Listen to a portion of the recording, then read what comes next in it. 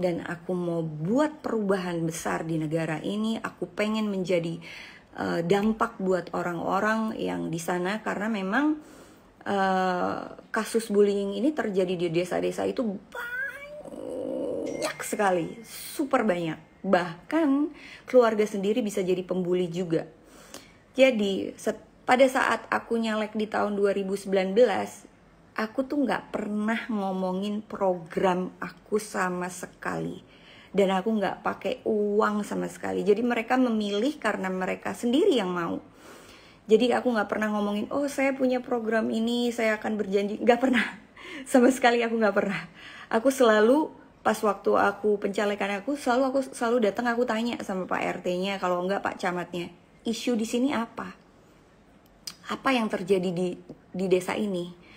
Apa yang paling permasalahan yang paling banyak terjadi di desa ini? Dan pada saat itu kebanyakan memang kasus perundungan, karena mereka kadang-kadang suka nggak tahu arti kata bullying, karena bullying kan bahasa Inggris, jadi mereka tahunya pengenyaan, perundungan, Mbak Nafa, perundungan bilang gitu. Oke, apa yang terjadi?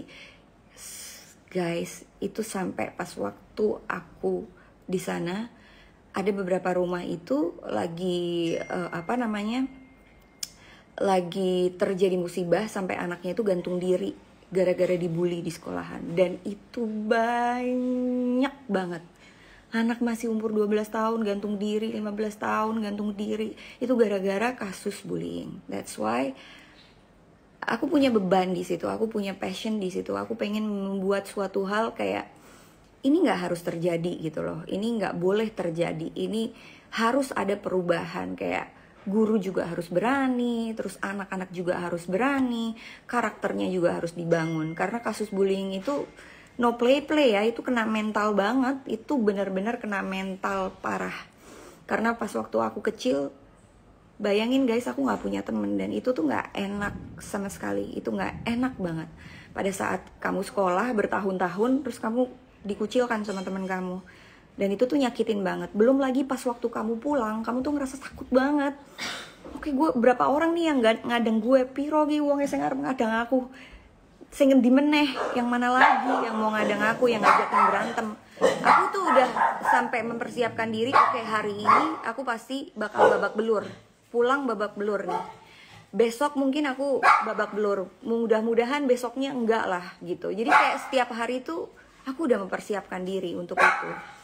Dan itu tuh gak enak banget, super gak enak banget. Ya, buat kalian yang korban-korban bullying, tetap semangat, jangan pernah nyerah, dan terus cari tahu siapa yang ngebully, harus tetap terus diperjuangkan. Jangan pernah berhenti, kasihan anaknya.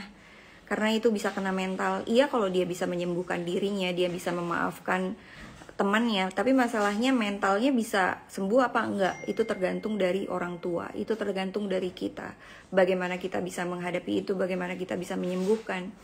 Karena orang tua yang terluka itu akan melahirkan anak-anak yang terluka.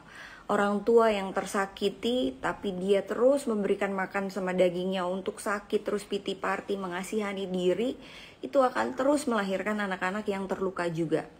Makanya kenapa aku selalu bilang bahwa setiap pengalaman yang buruk yang terjadi dalam hidup aku kemarin itu adalah luka yang berharga. Semua luka itu harus bisa membuat kita menjadi lebih kuat lagi, dan lebih berani lagi, dan lebih kokoh dan teguh lagi. Itu aja sih pesan aku guys. Pokoknya buat kalian yang banyak kasus-kasus juga, jangan menyerah, terus tetap berjuang.